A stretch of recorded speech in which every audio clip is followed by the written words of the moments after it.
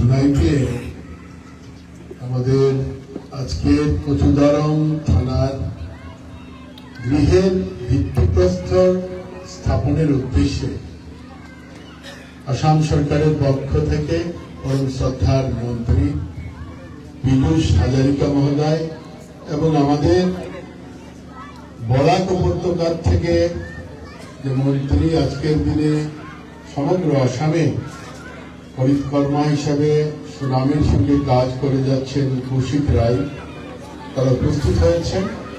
সঙ্গে স্থানীয় বিধায়ক আমাদের সোনাই হরিন্দা এবং ধলাই বিধায়ক নিহার ভাই সহ এখানে ভূমিদাতা পরিবারের প্রফেসর সাহেব আছেন রায়বাবু, এবং এই অঞ্চলে পরম শ্রদ্ধার যারা নেতৃবর্গরা আছেন তাদের কারো নাম নিচ্ছি না, অনেক সময় লাগবে।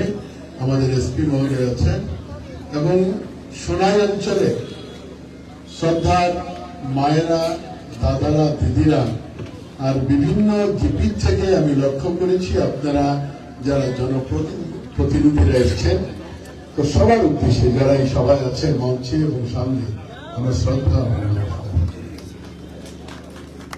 আমি দীর্ঘ বক্তব্য রাখবো না, কারণ আরো অনেকগুলো কাজ মন্ত্রীদের করার আছে আজকের দিনে।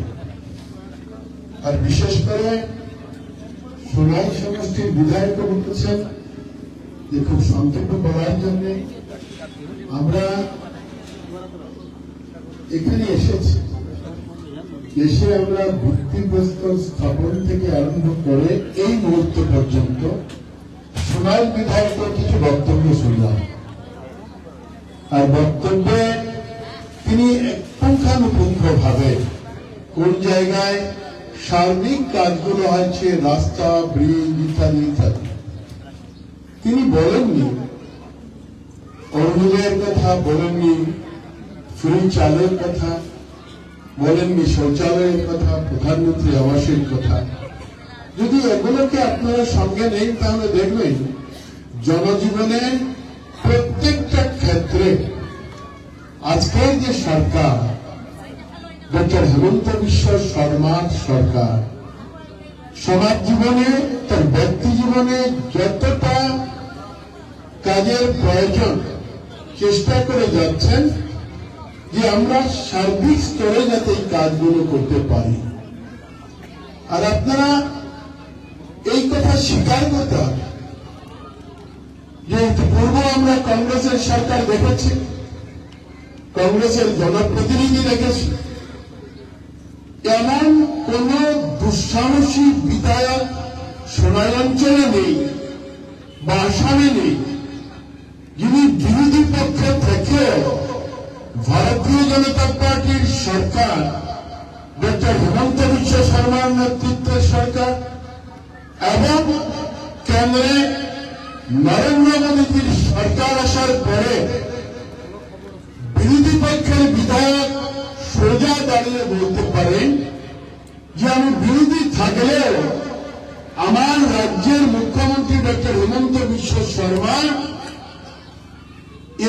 এই কাজে আমাকে সহায়তা করেছেন।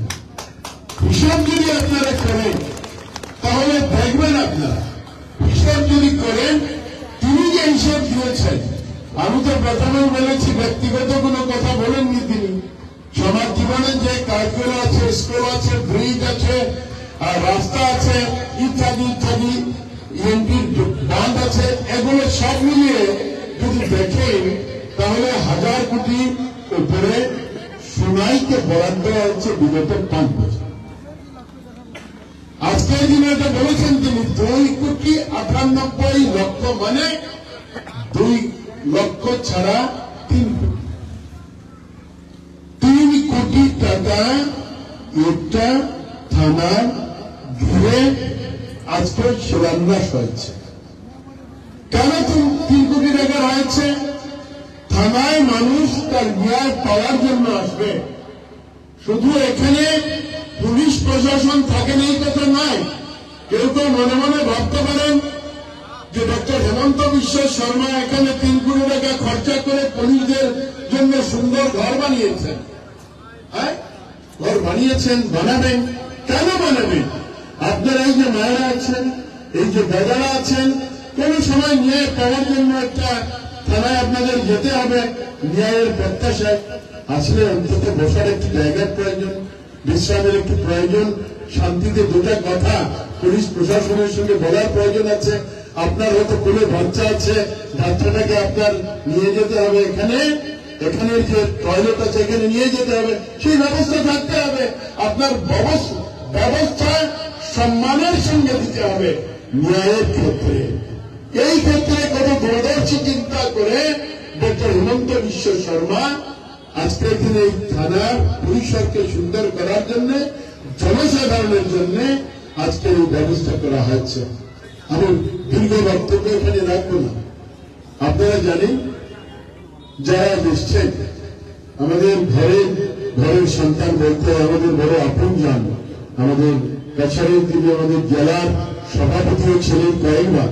আজকে আমার জেলার সভাপতি এসছেন রূপম সাহা মহোদয়, ঠিক তেমনি করে তিনিও ছিলেন। এইখান থেকে সমাজের প্রতি ওনার যে মমতা, ওনার যে টান, তার জন্য তিনি বিধায়ক হিসেবে গিয়েছেন। ডক্টর হিমন্ত বিশ্ব শর্মার মন্ত্রিসভায় সবথেকে বড় যে প্রয়োজন মানুষের জীবনে খাদ্য, ফুড অ্যান্ড সিভিল সাপ্লাই সঙ্গে বরাক উপত্যকার উন্নয়নের দায়িত্ব পেয়েছেন।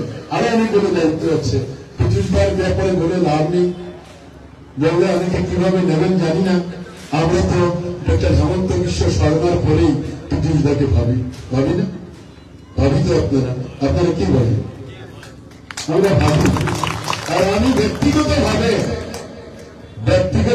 আমি, আপনারা জানেন আমি তফসিল মানুষ, যার জন্য ধলাই থেকে নির্বাচিত হই, যার জন্য শিলচর লোকসভা থেকে নির্বাচিত হই, বিলংস ফ্রম এসসি কমিউনিটি।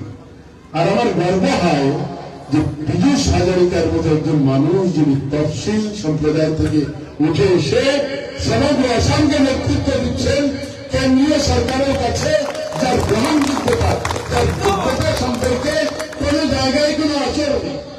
এই মানুষটি আপনাদের শোনাইতে এসছেন, শোনার মানুষকে ভালোবাসেন, তার জন্য এসছেন।